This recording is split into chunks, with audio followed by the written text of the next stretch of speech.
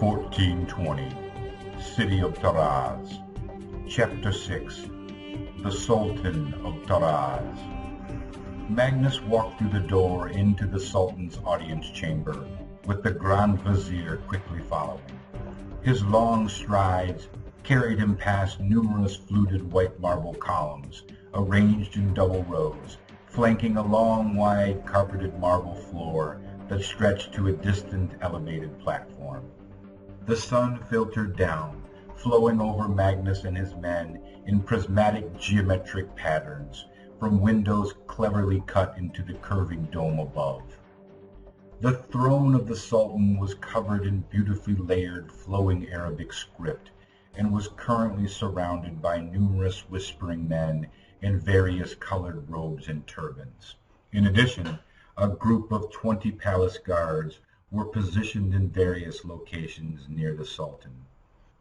As Magnus and his men neared, the quiet mumbling ceased, and the cluster of tightly packed men flowed apart, opening a path to the dais that the Sultan was reclining upon. At their approach, the palace guards silently melted out of the crowd and barred their way forward. Just then, the huffing vizier wormed past and made his way to the throne of the Sultan. The vizier kneeled, touching his tall white hat to the floor. The Sultan of Taraz was a striking man of late middle age, with a dark countenance of the Persians of the south. His neatly trimmed dark beard and ruby-crowned winding white turban framed a solemn face set with dark brooding eyes. With a wave of his thick bejeweled hand, the prostrate vizier rose, and in a loud voice that echoed from the high arches he announced, "O merciful and wise Sultan of Taraz, I present Magnus Verdax, vassal of the Kingdom of Sweden and Duke of the far north of Jutland. The Prophet has blessed their long journey, and they stand before you now to pay tribute to your excellence."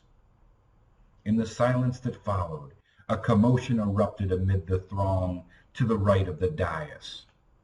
Emerging out of the crowd, a limping Akbar moved toward the throne, calling out in a croaking voice, "O merchant, O pious and just Sultan, I am Akbar al-Sharif, esteemed chief merchants.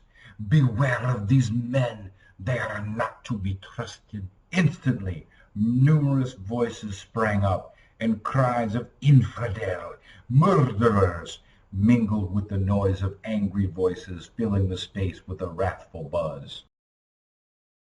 The Sultan's face darkened at the sight of the approaching merchant, and the guard in front of Magnus turned their attention toward the possible threat to their ruler. Akbar looked pitiful as he awkwardly lurched forward, face and neck darkly bruised by the Norseman's brutal treatment. "Oh, your eminence, these brutes have broken into my home, assaulted my person unto death, and have severely beaten my men," waving a jerking arm toward a small group of bandaged men that Magnus immediately recognized. Akbar rounded on his maimed leg and pointed a murderous finger at Magnus and his men. "These men are dogs, and if their actions reflect their kings, then they all must be dogs, who need to be put to the sword." Magnus's anger reignited white hot at the insolent remarks about his people and his king, and with no thought to his own situation, he slammed through the distracted guards, and in an inhuman burst of animalistic speed pounced on the shrieking Akbar. The man called to his prophet for deliverance again, as Magnus gathered his robes, jerking him off his kicking feet with one-handed ease. Magnus began shaking the wailing merchant, whose body flopped like a disjointed rag doll in his iron fist. "You treacherous and lying scum! How dare you insult my king and my people with your false, puny words!"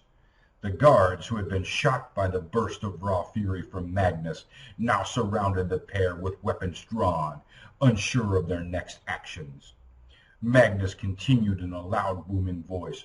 My queen has already paid you and your thieving merchants a small fortune and tribute to the Sultan for the silks and the porcelain she desires. And what do? You take our money and you treat us like fools, lie to us and spread untruth so that we will be cast out or worse while you count our gold and sell our goods. I should rip your spine from your worthless body and cast it to the swine. Magnus then suddenly felt cold metal at several points on his body. He looked about, regarding the guards with a hateful sneer, and carelessly started shaking Akbar anew. Tell these men the truth, or by Odin, I will rip you asunder. Shouts were now ringing through the audience chamber, and the tension in the air was quivering. Magnus could feel the blood now flowing from the wounds that the guards' weapons were sawing into his flesh. Ulugh Beg had sat on the throne as the Sultan for 20 years, and had had thousands of men from all corners of the world stand before him. But never had he gazed upon the likes of these fierce northern giants. He had studied the legends of the place far to the distant west, beyond the Black Sea, where these northern warriors ruled. But the dusty tomes of Tashkent utterly failed to capture the raw essence of these barbaric men.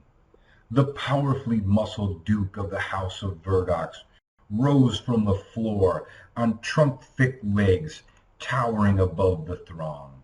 His long, flowing, black-streaked hair spilled over his thick, wide, rippling shoulders, bulging out of a strange, white rune-covered armor. Surely this Magnus Verdox was like no other he had ever seen, he thought, as the enamoring glyphs of the barbarian's bleached breastplate ensnared his eager mind. The Sultan's thirst for knowledge that had driven him from Persia to this distant land was rekindled in earnest as he rose in excitement from his silken throne. Without fear, his robes swirling about his sandaled feet, he stepped from his elegant perch. The giant Magnus was still shouting, holding the greedy merchant Akbar 10 feet above the carpeted floor. A smile curved onto the Sultan's countenance as he strode forward toward the combatants. The head of his palace guard was immediately by his side. Your Eminence, what are you doing? This is madness. Please stop. Ulugh turned his gaze upon the soldier. Do you dare question your Sultan? He asked in a good-humored voice. No, your Eminence. I was only worried about your safety, he said, deeply bowing. As he rose, the Sultan whispered into his ear, Stay close. We may soon need that swift blade of yours. The Duke of Verdox, filled with the chill anger of the north, realized that he was truly enjoying hearing the rat of a merchant skitter and whine. Magnus felt the deepening pain of the soldier's weapons suddenly subside, replaced by a gentle touch. He looked down directly into the Sultan's dark gaze. Magnus stopped shaking Akbar as he locked eyes with the ruler of Taraz. The high vaulted space was completely silenced as the two great men took each other's measure. The moment persisted, each man's will playing out in the illuminated space between them. The room was shattered in a uproarious laugh as Magnus dropped the merchant and swung his fists onto his hips. By Odin, Sultan, you have the spirit of steel in your blood, Magnus said in fluent Persian. Magnus then bent to one knee, so tall that his head was still higher than the standing Ulugh. O Sultan of Taraz, I, Magnus Verdox, bid you tribute from my queen. I apologize for this display of anger in your home. The Sultan, taken aback by the fluid Persian language flowing from Magnus's lips, smiled in wonderment. The Sultan then spoke. It is I, Who should apologize to you, Magnus, Duke of Norland? With that, he gestured toward the merchant huddled on the floor. Take this fool and his entourage from my sight.